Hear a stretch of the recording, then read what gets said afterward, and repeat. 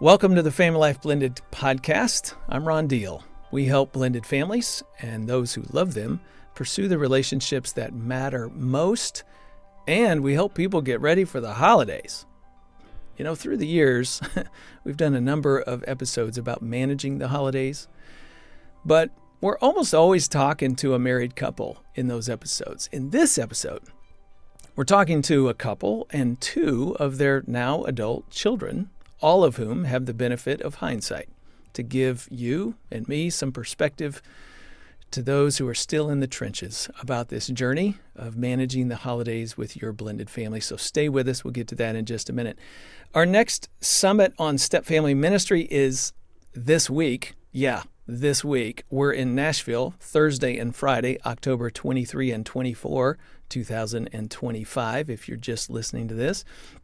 Join us last minute if you happen to be in the area and can make it. We would love to have you. But if not, we will capture the highlights and we will make them available to you online through our all-access digital pass. You know how podcasts ask you to leave a review every once in a while? You know, we do that too. Well, Joanna left us a review. She was watching on YouTube. She said, absolutely brilliant. Episode 159, she was talking about Dr. Allison Cook. We were talking about navigating hard feelings in blended families. And Joanna says, absolutely brilliant. Thank you. I learned so much from this episode. Well, we're certainly glad to hear that. We hope it was a benefit to lots of other people as well. And yes, if you didn't know, we do have our podcast on YouTube. You can watch if you'd rather than listen. But of course, you can always listen through your podcast app or online. Be sure to subscribe if you haven't already and leave us a review like Joanna did. That encourages other people to listen to the podcast, to tune in, and it helps people find the help and the hope that they're looking for. Okay, let's get to our conversation. Rob Bugh served as senior pastor of Wheaton Bible Church in Chicago for 27 years, and he authored a book called When the Bottom Drops Out. Rhonda Williams Bugh is a recognized pediatrician in Chicago. Together, their blended family includes 7 adults, all married, and 14 grandchildren. Man, if I don't have my numbers right, Rob and Ron, you can correct me on that. They have been on Family Life Today and our podcast many times. They've spoken at our national events.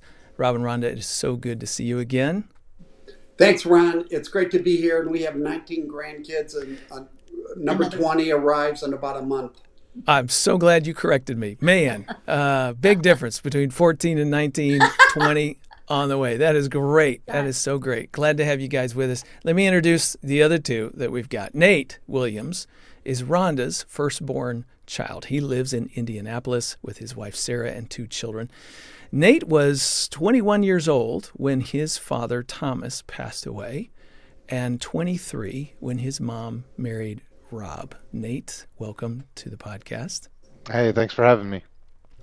Kyle Bugh Exley, tell me if I got your name right, is Rob's second daughter. She and her husband, Eric, are foster and adoptive parents to 4 children, live in Southern California. Now I'm wondering if even that's right. She was 21, maybe 22 when her mom passed away, and her mom's name is Carol. She was 24 when her dad married Rhonda. Kyle, thanks for being here. Thanks for having me. Do I have the number of kids correct? Is that even? We do have 4 kids, yes. Okay. All right. Well, hey, at least we got one fact right. Well, I'm so excited to have you guys here.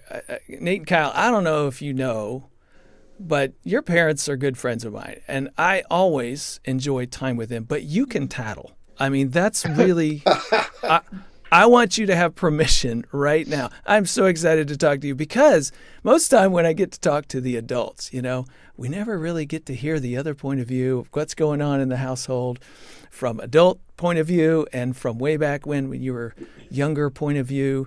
And so unfortunately, sometimes that perspective gets ignored a little bit.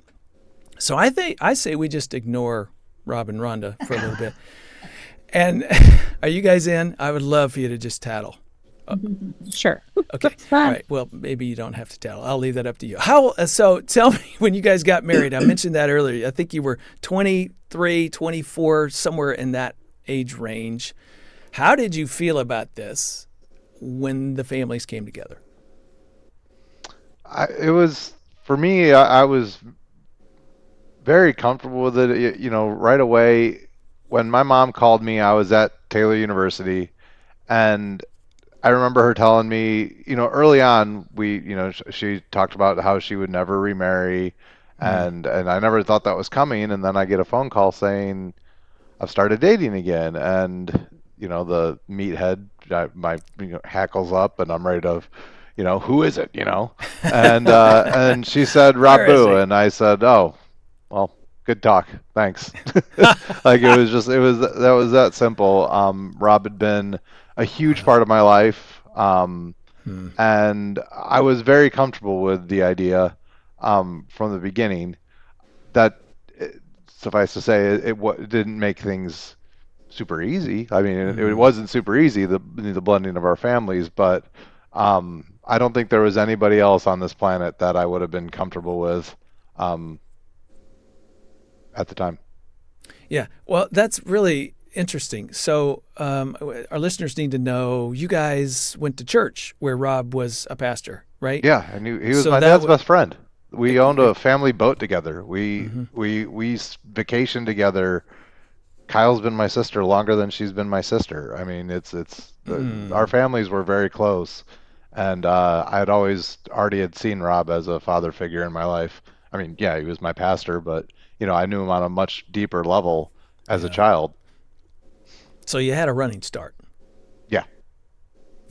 Makes sense. Kyle, did it feel like a running start to you?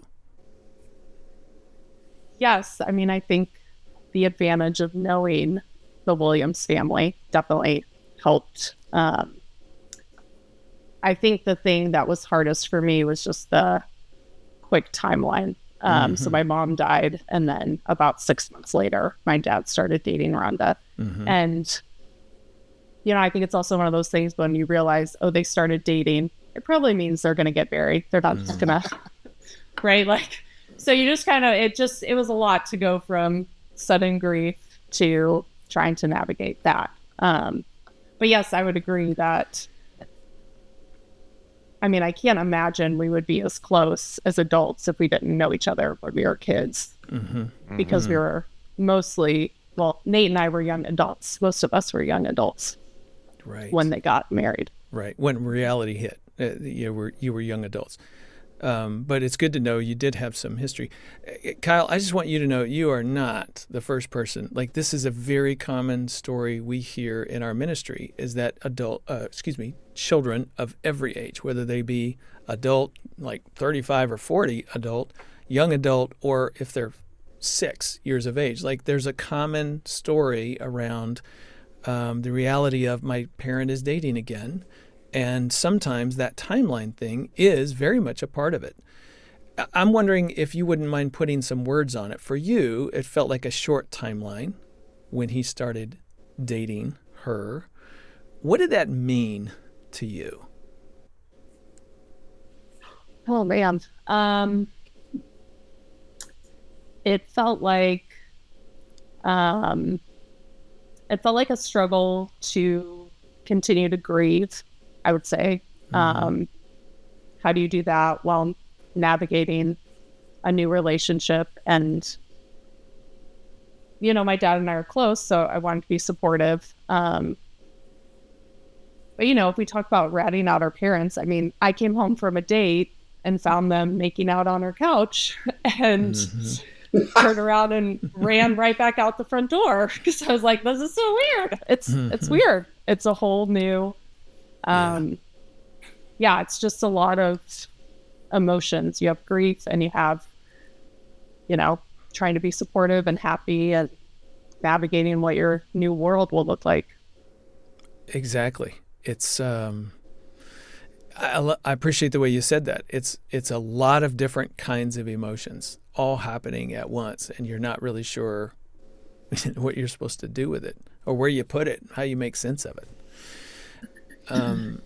So Nate, you seem to be okay, but did you at any point have the confusing emotions as well? Not as much, but there's reasons for that. One was that I mean, we had a little bit more time removed from the death of my father, but also I was away. I wasn't physically present for their dating life as much. I lived in Indiana. I heard about, them dating, and I heard things were going well. And when I was home and I would visit, we were there, but I didn't. Kyle was in the area, and my other siblings were in the area, and Christine and Ryan had to live, with them through it all. And I wasn't there, so I think that made it easier, and had its own challenges.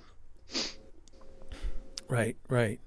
Okay, so their wedding took place, Rhonda, what month was your wedding? December 2007.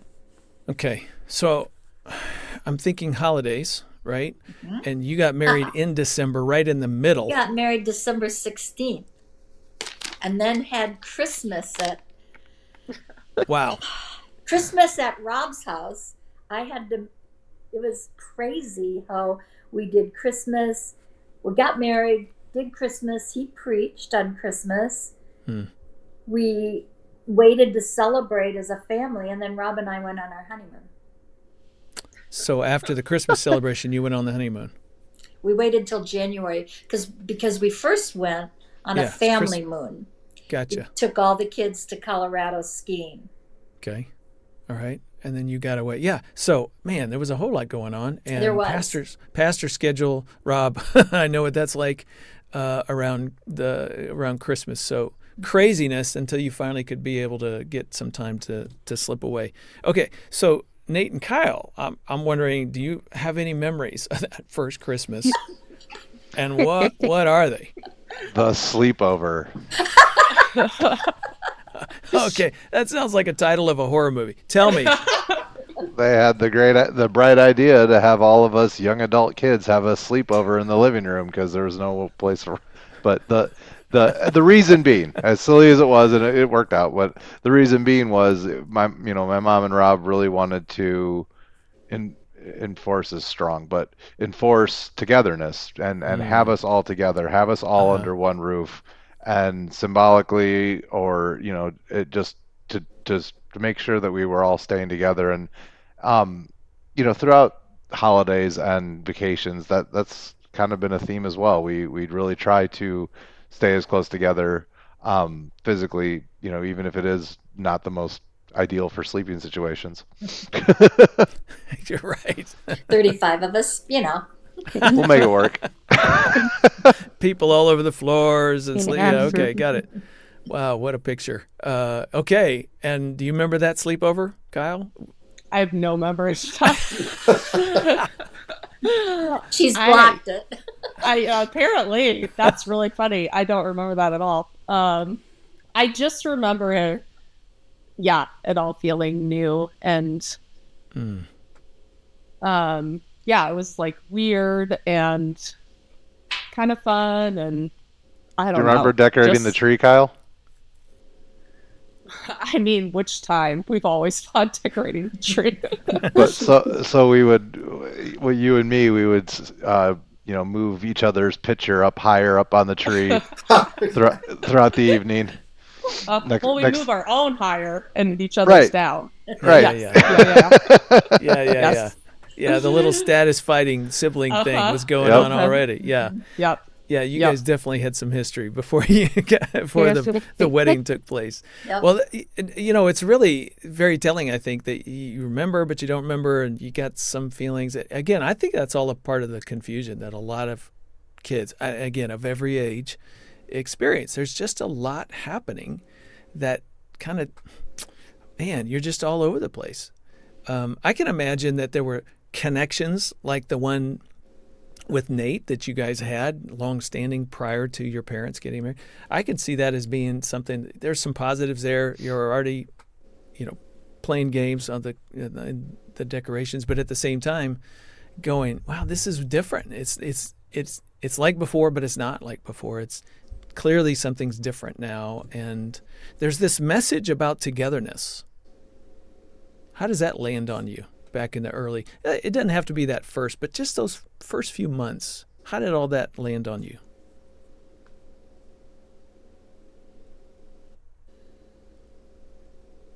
Nate, Kyle, do either one of you remember? I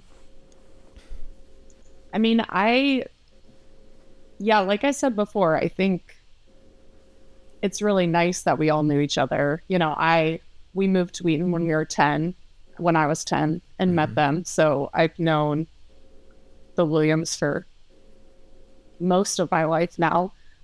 So I think, you know, like I said, I don't think we would be as good of friends if we hadn't known each other, because I think if you're 23 and you meet an entirely new family, you're just gonna, you know, and I moved out of state. I mean, it would just be much different. So I am thankful for that. And I'm thankful for that. I still really enjoy, you know, taking vacations with everyone. And I think a lot of that is because of the forced togetherness. And that was probably implemented early on, even if I don't remember all of it. The red sweaters? You don't remember the red sweaters? Oh, I remember the red sweaters. That first family vacation, right after they got married, we went to Keystone, right? Yep. And they made us go before we went skiing that day. They woke us up and had us all wear matching red sweaters and go stand on the side of a road to take a family picture in the beautiful mountains. Yeah, it was. I think it was our only 10 degrees matching. At 10 degrees outside. Yeah, and it was a matching family photo. I think the only one we've ever taken. Where we're all wearing the same sweater. Because I you think, blasted us. mm-hmm. I think I remember just a lot of the food traditions. Like I remember that being really, and in retrospect, you know, I think Rhonda tried to do it all. She tried to make what she made for her family and then do what we did in our family. But that's such a big part of holidays, right? The food you eat, and everyone has expectations and everyone has their comfort foods for holidays. And I think that's the thing I just remember most, is being like, these holidays will always be different because, right, it'll always be not how we did it before. Absolutely. Absolutely. It's never the same. Even if you're going through the same motions, there's somebody who's not there. You can't not feel the sadness of who's not there and what's not there. The same cohesiveness or unity or family picture is dramatically different. Was that sweet bitter for you guys, Nate, Kyle? Yeah. I mean, it certainly helped that I was used to, you know, extended stays, you know, around the booze because of our family vacations growing up. But, you know, certainly the holiday did change. It was, you know, Rob preached and we're very, you know, he was gone at church for the big sermon, and we, you know, Christmas Eve was different. We would do a buffet and finger food and kind of hang out, and then Christmas Day was the big meal as a family that I was used to. And you know, we stopped as a Williams family traveling out to Iowa to see grandparents and extended family. But for me, it was a new experience, and I enjoyed it. I enjoyed seeing the side of you know, my pastor back home after such a big day like Christmas, and seeing how that all worked, and being able to, you know, I guess just be around all of it. And yeah, so it was certainly bittersweet, but I was comfortable with it. Kyle's more the traditionalist.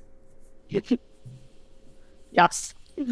Yeah, but I think that's accurate. I mean, I think, you know, there's probably a lot I don't remember. We had to sit up front. Things... That was new at church too. Yeah.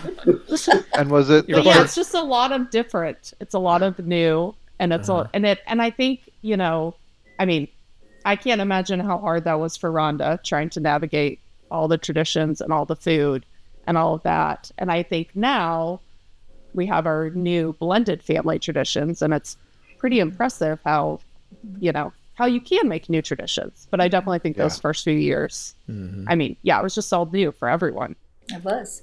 Absolutely. And isn't that a statement of your identity? It's sort of like, okay, Nate, you're part of the pastor's family now, you know? Wow, I guess we sit in a different place. That's all that stark reminder and reality of, no, things are different. We're different. I guess we belong in a different place. And that's adjustment, right? Everybody has to adjust to that over time. And sometimes you're open to it. Sometimes you're not open to any of those changes. What did she mean when Rhonda said you were more the traditionalist? Kyle, what does she mean by that? I just love traditions. I love, doing the same thing on certain holidays. And, yeah. Is that what you meant, Rhonda? Yeah. That's what I assume you meant. I do. Yeah. You definitely liked the traditional things that we did. And so at first I tried to do both sides and do everything, including put up your little red plaque above the door that you made, that you had up every Christmas. And so and trying to combine decorations of 25 years and 27 years of marriage, and put them all together in the house and blend them somehow. That was as much of a feat as anything. But I wanted, because I knew there were certain family members that really, and especially the Bughs, they were still really grieving the loss of their mother. And I'm decorating for Christmas and trying to make them have a Christmas that feels somewhat good and have the same kind of feels, but it's doesn't work. We've done our own traditions since then, but that first one was big. I've decided, Rob and Rhonda, you can talk now. Okay. Well, so you can't stop it, right? I've made you wait long enough. I'm curious what you've been thinking or feeling as you've been listening to Nate and Kyle talk. Oh, I would just say none of this is new, Ron. I think there's been, healthy conversation, although sometimes it's guarded over the years. And, we get that from their perspective. I think for some of the kids it was easier, and Nate illustrates that. For, some of the kids it was even much harder than what Kyle's talking about. So when you've got 7 kids, there's a real spectrum or continuum of pain, if I can put it that way. And it takes a while, also depending on the age and depending on where people live, as Nate articulated. But it's it's bitter, and you can't replace mom and dad, and yet we don't want to get stuck in the past, and nobody wants to get stuck in the past, and you got to move forward. But you move forward with a broken heart. I mean, there's certain wounds that are so significant that time just doesn't heal them completely. Right. And you're walking forward with that awareness as parents for yourself, right? You got your own wounds that you're dealing with, and you got 7 kids that you're concerned about, thinking about, and trying to minister to them in their sadness, and yet at the same time invite them to what's new. Isn't that a real bind as a parent, step parent, to say, I see that, I acknowledge that, and come this way? That's a hard message, isn't it? I think the main thing, and they brought it up already, we have worked really, really hard to try keep this large family together at various times, and do things more together as a blended family. We get together 2 times a year, would you say, all 35 of us? Usually, yeah. And Probably. Not even just large. We all live very spread out. Coast to coast, right? Yeah. So it's, Logistics are difficult to it. Yeah. But I think we all prioritize that, which I think we do. Speaks to that we've done a decent job blending. Right. Okay, so all 4 of you, I'd love for you to answer this. And Rob and Rhonda, let's start with you. The sweaters, the family picture, the be together sleepover, all of that. that you were orchestrating right at the very beginning? In hindsight, would you do it the same? Would you nuance it? Given the same thing, yes, I would have done it the same. Okay. Maybe not made them stand out in minus 60-degree weather, but With the wind chill, it really was like the mean temperature was like 19 below, and it was, we were Clearly it was memorable, and that didn't help our cause. That didn't help, the respect our kids had for Rob and Rhonda. But as the stepmom, and Ron, in your book, The Smart Stepmom, it is the hardest position to be in. It's a lonely position, and you have this ideal as a mom that you're going to bring this hurting, grieving family together. And how do you do that? I mean, I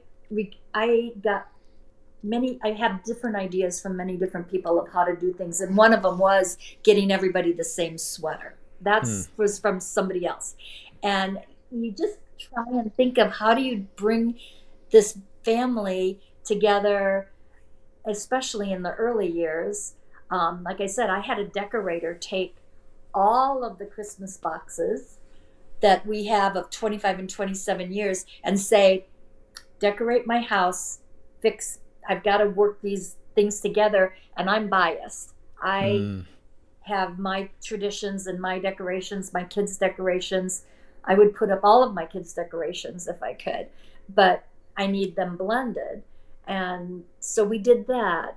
I initially tried to do both Christmas dinners, and that doesn't work. We don't have that big of stomachs. But, we altered it. So it does morph. I would do this first Christmas the same, but everybody was, I don't know. There was a wide range of ages from 13 to 24. So you had to figure out how to make that special for all the ages.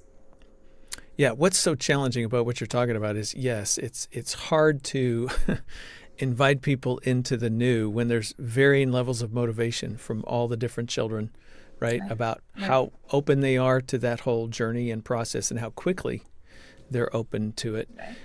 But your intent was good. Your intent is, let's be together. Let's be a family. Sometimes the more you press for that, the less likely it is somebody wants to open it up, in part because their sadness gets in the way, their grief feels like that's being trampled on. So it's sort of like, I can get there, but I'm not there yet. And a lot of children obviously can't articulate that very well. So I'm curious, Nate, Kyle, just as you've been listening, reflecting on this, if you were, God for the day, and you were talking to a family who's just entering their first Christmas, would you recommend something that sort of communicates togetherness, or how would you suggest they move into that from a child's point of view? Yeah, I think so. I mean, I think in, retrospect, I mean, the red sweaters, we bring it up a decent amount, I mean, it's a fun memory, kind of make fun of our parents about it, right? Like it did bring us together and create those new traditions. And I think the biggest thing is just, I mean, I can't imagine a situation in which that first holiday isn't awkward at times or difficult for everyone involved. But I think forcing togetherness, creating new memories, I mean, that is kind of the only way you can get through it. Right? Yeah, sounds good. I appreciate that. Nate, Kyle, I'm wondering, who were your early alliances within the family? Who did you feel safe with early on? Was there certain people, certain connections, siblings, adults, grandparents, extended, think outside your household as well? And how did that sort of help you move into life? 100% Kyle.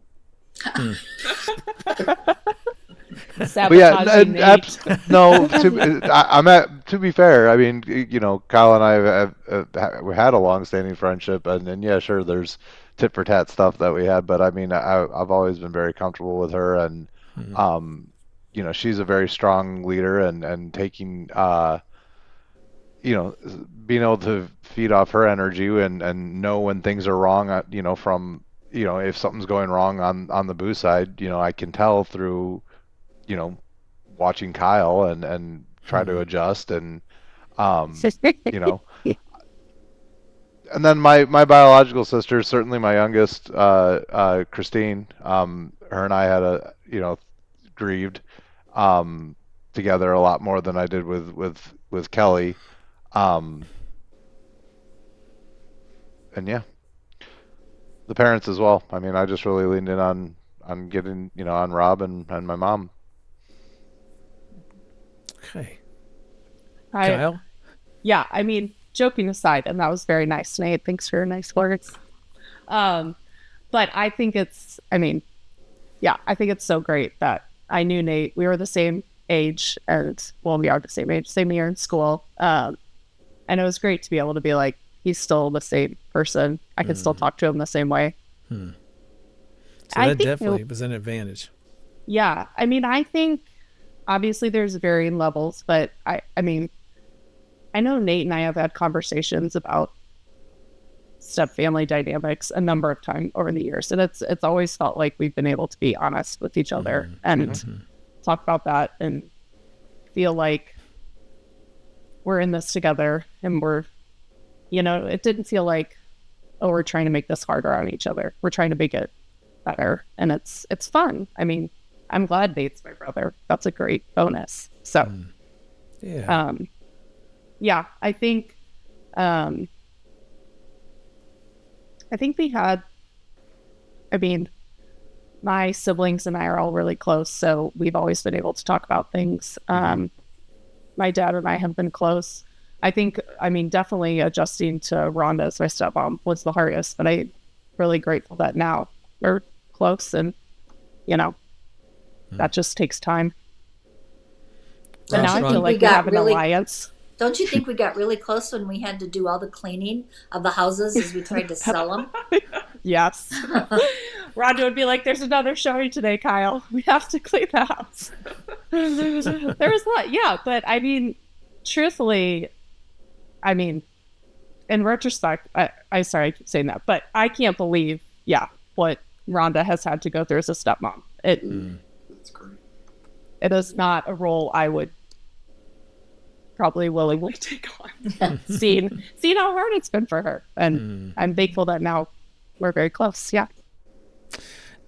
It's a journey. We talk about that a lot on this podcast, and you guys certainly have experienced that. Rob, Rhonda, tell our listeners how long you guys have been married.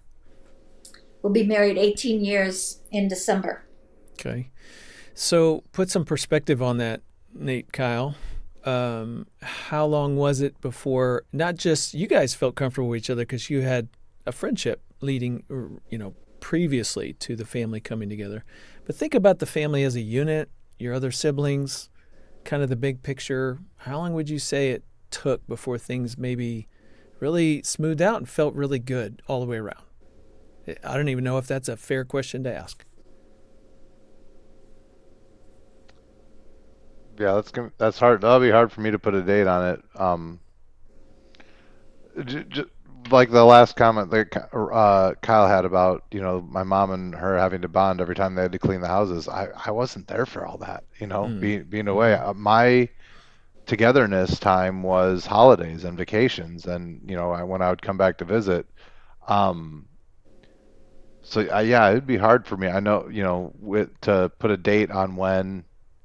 Everything, it seemed easier for me because I was detached from it, where Kyle and Christine and Ryan all had to live in it, Alyssa. I'm sure there was more, day to day. So I can't answer that. Yeah, I don't know that I could say, I don't know that I remember a specific time where I was like, oh, this is, I forget exactly how you phrase it, a lot easier, but I'm sure it was several years in.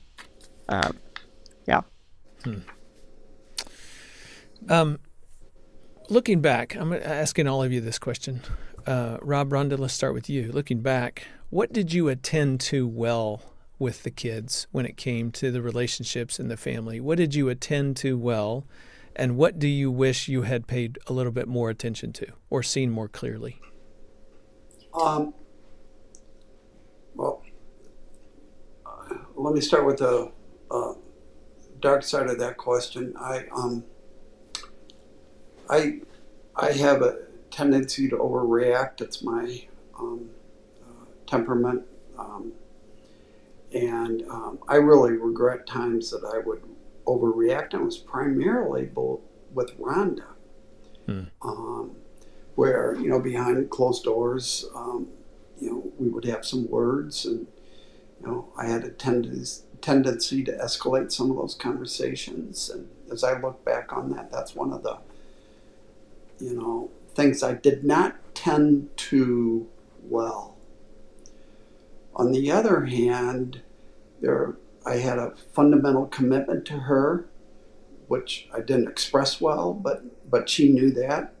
There was no plan B ever.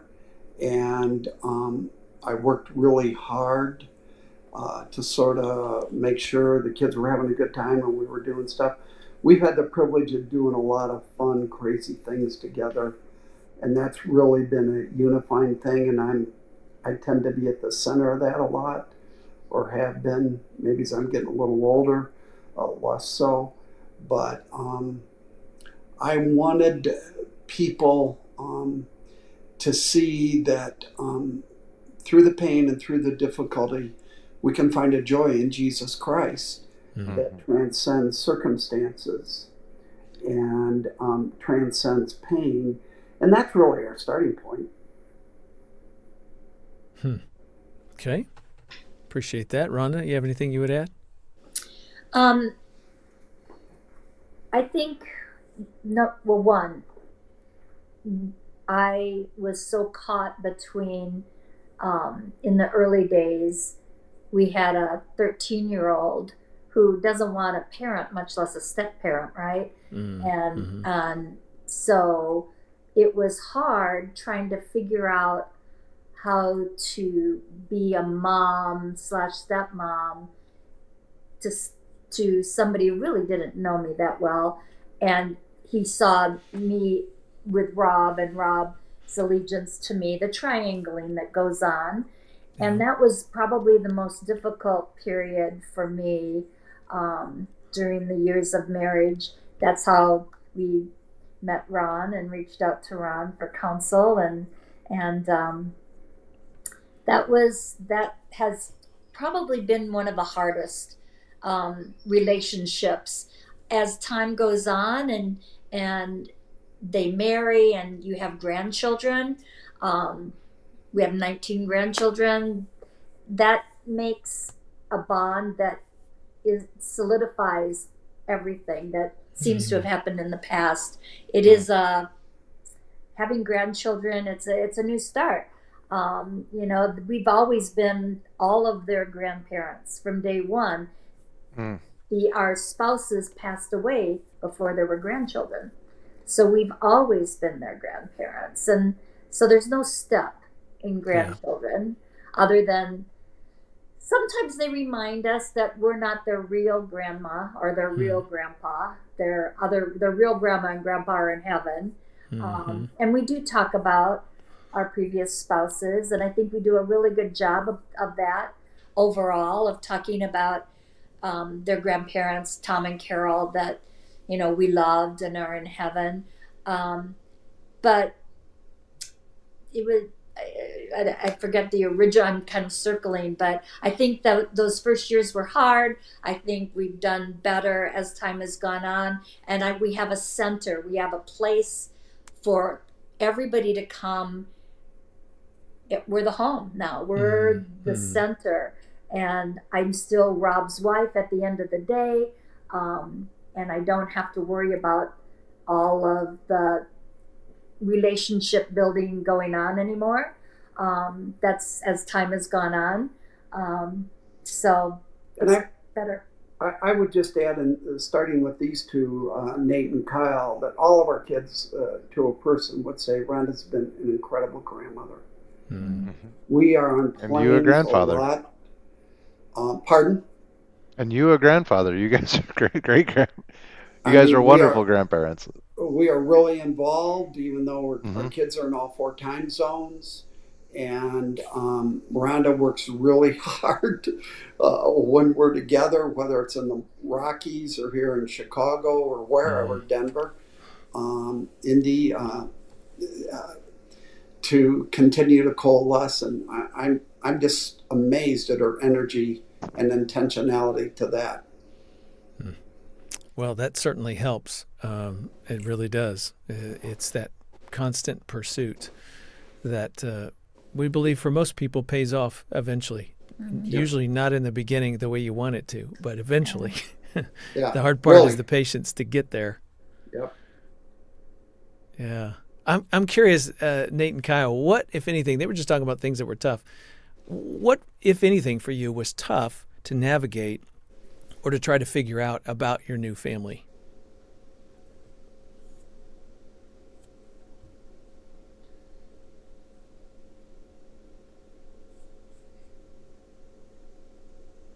I tended to shy away from a lot of it. I had my own personal, demons throughout my 20s and 30s that, I feel like I kind of hit a lot. And again, I was also not always present, being the oldest and already had moved away and started my own family pretty quick into the dynamic of it all. Mm-hmm. So if things got tough, I just kind of went away to my vices and ignored it. Mm-hmm. And regret that for sure. And I'm happy to be on the other side of all that and able to be a little more open, and especially with my parents, about spiritual things and becoming a man and a better father in the last few years. Yeah. Good for you. I'm glad to hear that. Kyle, would you add anything? Anything stands out? It was just kind of tough for you navigating the new family? I mean, I think it just takes time to feel like, for me, it was like, trying to think about it, phrase it, but like, is Rhonda gonna have my back the way she has her kids' back? Or is she gonna, I don't know how to phrase that the right way, because it's not like I was a little kid, but like, do I, right? Like I don't know how to phrase that the right way, but do we have are we all in allegiance together, or is there still, I don't know, just some of that. I don't know how to phrase that any better. But Ron, one of the dynamics that you don't know, so Kyle is probably the closest sibling to the youngest sibling. Okay. The stepson that I had that started at 13. Mm-hmm. Kyle's like his mother. Okay. For better or worse. Yeah. and so I think she's trying to be careful about what she says, but it was she's in a difficult position because she saw the conflict that was between myself and Ryan, and she loves Ryan as much as Rob loves his own son. So it was, that conflict would go on, and I'm sure there was, a lot of hard feelings as far as that goes as well. Yeah, I mean, this is all back to that identity question. How do we fit? How do we belong? When conflict happens, it sure feels like it pushes us on opposite sides. And here we are trying to become family with one another. That's awkward and weird. And where do the alliances lie? At the end of the day, who's with whom, and with whom am I safe? Those are just questions that you naturally ask, even when you like each other. I mean, that's one of the biggest things I want to say to blended families is, even when things are great, even when you have a good first Christmas, even though you got married within a few days of it, even when things are going well and there's momentum and positive pieces to the whole puzzle, you still feel like you're unsure about certain things. Everybody feels that way. That doesn't mean it's a disaster. That doesn't mean it's wrong. It doesn't mean that you failed. In fact, that's just part of the journey. And hanging with it is what's eventually sort of settles those pieces out for most people. Not every relation. I wish I could guarantee that every relationship is going to end up okay within a step family. It's not true. But we can be who we're called to be in Christ, and it'll move it in the right direction to whatever degree we have that influence. And I think that's what you hold on to. Let's kind of wrap this back around to traditions for a second. You guys talked earlier about, in the beginning, you didn't have any, and you tried to merge everybody together and, have a good first Christmas and start off. Things went pretty well and some good memories and fun things about that. Let's just think about, Thanksgiving and other traditions that were there new traditions that developed over time, and what is that like for you guys now, looking forward to the holidays? Nate and I are going to stay silent on this. I'm oblivious to some of it. Okay. So Nate lives in Indianapolis, so he's oblivious to some. Well, I mean, my mom was talking about decorations thing. I saw our decorations out. I didn't know how much effort that was. Again, because I'm oblivious, because I don't pay attention to that kind of stuff. Gotcha. What we do, Ron, is we alternate Thanksgiving and Christmas with our families. Our children know that if we spend Christmas together, then at Thanksgiving they will be with their in-laws, and then the next year it rotates. Then next year we would be with Thanksgiving, and they would be with their in-laws at Christmas. So it gives freedom to be with both sets of parents, of our children as well. And so that's one tradition we have. And that's one of those things you just figure out along the way, right? Counsel. Yeah. Talk to other people who are doing the same thing. I got that hint from somebody else. Yeah. It's good. So many things, I think, for blended families are trial and error. Figure it out. Talk to somebody. Get an idea. Give it a go. If it works, keep doing it. If it doesn't work, back off. Try something new. There's just so many things that you cannot say this is the right way to do it. You have to figure it out for your family, I think. I'm trying to think of traditions that we've established as a complex or blended family, and nothing comes to mind. So jump in here, guys, and bail me out. Well, I think, so food and holidays has always been important to me, but I think that was what I think was hard. And then the one that I think of that we kind of established, or mostly established, is Christmas Eve. We usually always do just a ton of appetizers now. And Rhonda does cheese and fondue and spinach artichoke dip and smoked salmon and just kind of all the appetizers you want. I can tell food is important to you. That's right. Yes. But it's also important. I think it, helps me knowing this is what's going to happen. This is my expectation. This is, it makes you feel comfortable.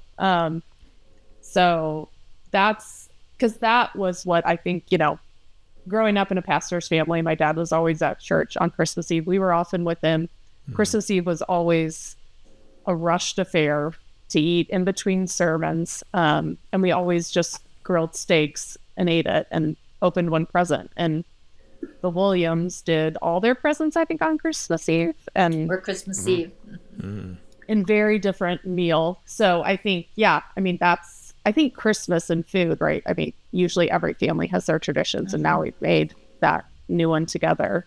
But like Rhonda said, our holidays kind of take place now, I feel like, in so many different locations. So there is a flexibility to what's going to happen this year. Depends on where we're at. I want to come back to kind of that sweet, bitter conversation we had. Nate and Kyle, you may not know, I lost a son when he was 12 years of age. His name was Connor, and I've talked with Rob and Rhonda about it a lot through the years, and just that journey of loss, that has taught me that there's certain things that are just, in fact, most everything is sort of sweet bitter. Even the really pleasant things about life and our family and holidays and traditions and whatnot always means there's another question mark hanging over our head. Where would Connor be? What would he be doing? What would life be like if he were in the room with us right now? And I just don't think that goes away. I don't think that goes away. I think we learn how to carry our loss and carry those people with us. And we don't always have to talk about them in the midst of the whole family over at dinner, for example.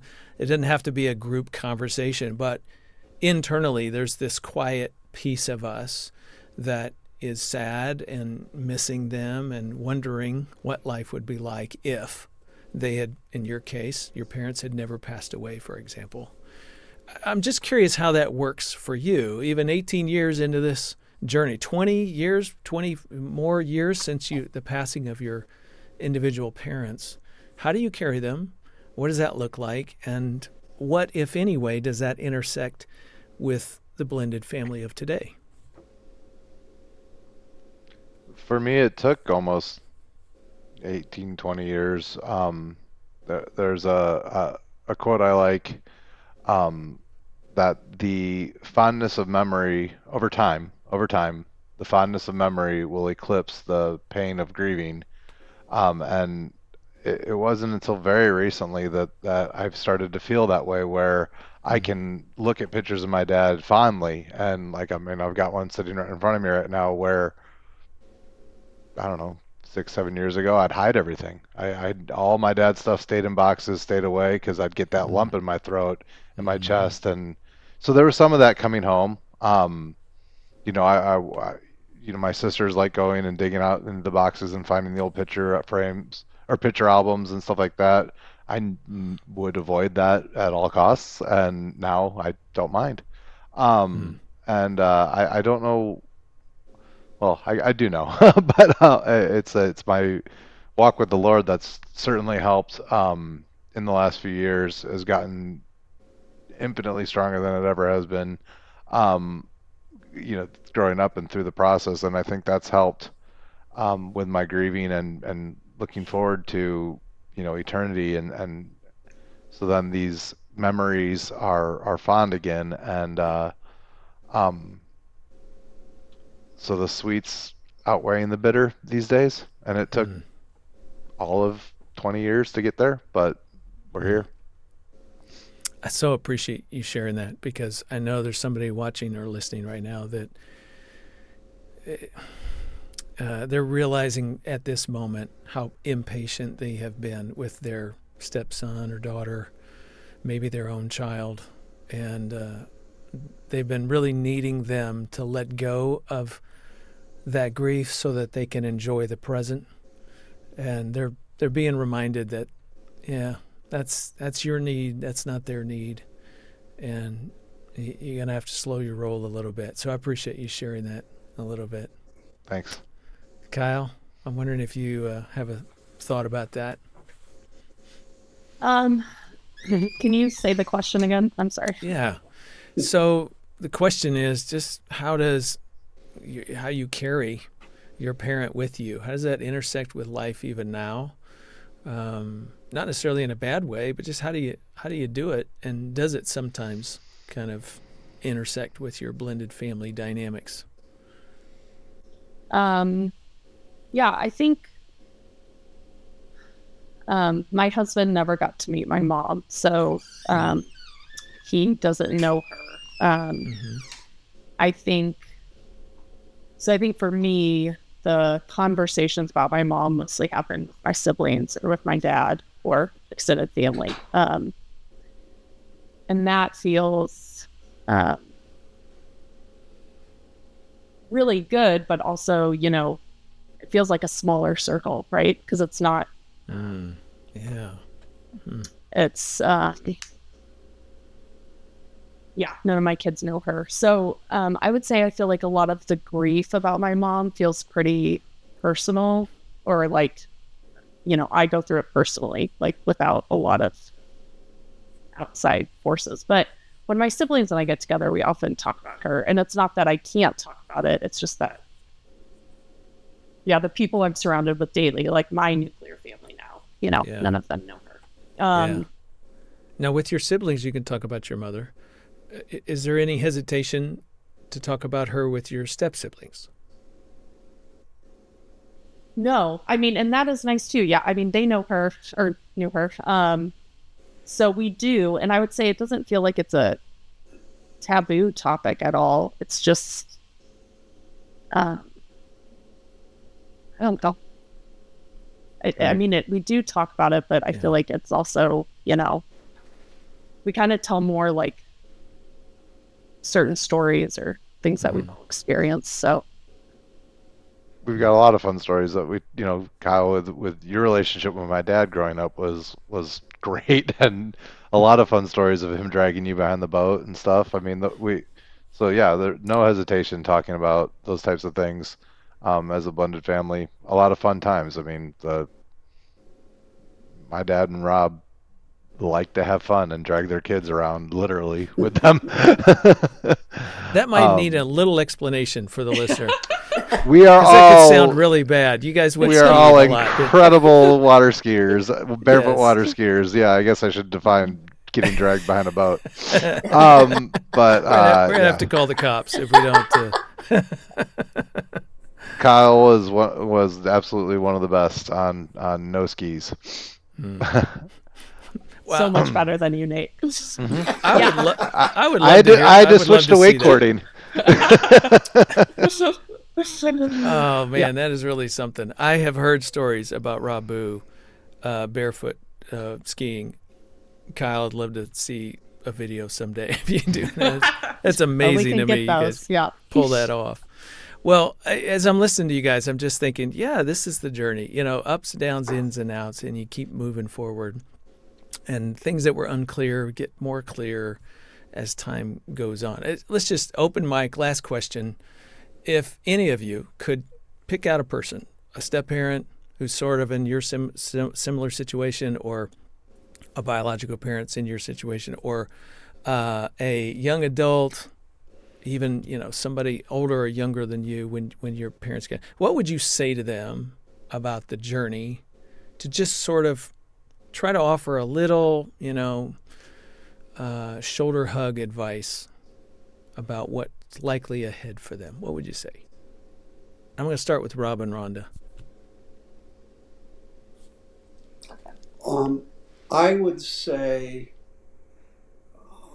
and this has been, I'm speaking personally, and I think this is true, and Nate's been expressing this in his journey, that fundamentally we have to fix our eyes on Jesus. Mm-hmm. We don't walk backwards. We don't live life looking in the rearview mirror, but we rest in Jesus' authority, his sovereignty, and we look to him for his empowering presence to get us through the wilderness. I mean, step-family life's a wilderness. It's like Israel in the wilderness, and there's lots of difficulty and lots of irritants, and yet to the extent we, as Hebrews tells us of Moses, we persevere because we see him who is invisible. That gives us a patience and even a joy in the face of life-changing loss. It's good. Yeah, in step-family, I think when you look and reflect on what we've gone through these last 18 years, I've learned so much about myself. I had one identity being married to a different person, and then to be married to Rob, but also to be a stepmom as well as a mom to my own bio kids.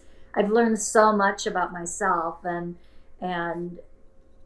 at the end of the day, I have to shy away from my perfectionism, my desire to control the situation, and it still creeps up all the time because I had to have the perfect first Christmas, right? But it still does interfere a lot because I do feel the need to kind of, with this large family, be the matriarch. And sometimes that comes across soft, and sometimes that comes across hard to the others. So I just try. You learn a lot about yourself and that balance. And when it's all said and done, Jesus is the center of my life, and I'm Rob's wife for as long as he gives our time together. And that's what I have learned to focus on, instead of trying to figure out why I made Kyle mad. You know, it's more, I need to remember what God has done in my life now, and what he's placed me in, and what he wants me to do. So, yeah. It's good. Kyle? I would say I have learned over the years to just try and focus on the good things that happen, the good relationships, the fun times we have. Like Rhonda was just saying, there's still conflict and there's still arguments and issues, but if that's what your takeaway is from a 7-day family vacation, you know, I could focus on the fight, or I could focus on all the other good moments. And so I think that's, just, you know, we are able to have a lot of fun together. And I think that has helped a lot, just to focus on the fun and the good memories. And nothing's ever going to be perfect, but have that be the takeaway. It's a good word. Nate? Oh, I'll lean in on Jesus. Go and for me, and this is beyond this podcast and conversation, that I've just been really learning obedience, and doing the next obedient thing will help you navigate any wilderness or any difficult situation. You know, love God and love others.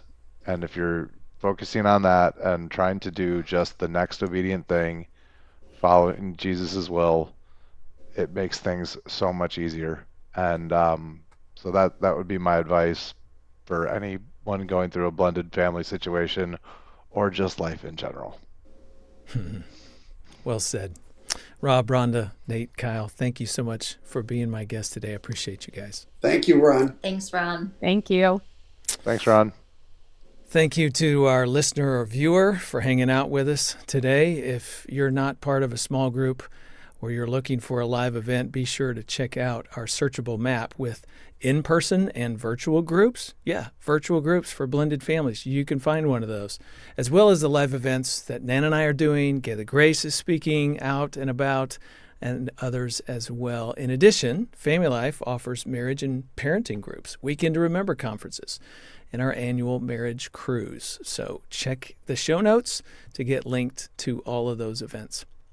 And by the way, in that searchable map, you can look by zip code or location or somewhere around the world to find an event that's going to be near you. And here's something for you professional counselors, coaches, and mental health practitioners. Twice a year, I offer a 12-hour continuing ed training called Smart Step Family Therapy. Go through this virtual training and get added to our recognized provider list. The next training is December 18 and 19, 2025. December 18, 19, 2025. And for those of you that may be looking for a counselor who really understands the Smart Step Family principles, you can check out our growing international list of providers. Again, the show notes will get you connected. Okay, next time, we've got Summer Butler. She's coming back. She's going to talk about her latest resource. This one's for kids, that's helping kids navigate between home dynamics. Next time on Family Life Blended. I'm Ron Deal. Thanks for listening or watching. And thank you to our production team and donors who make this podcast possible. Family Life Blended is part of the Family Life Podcast Network, helping you pursue the relationships that matter most.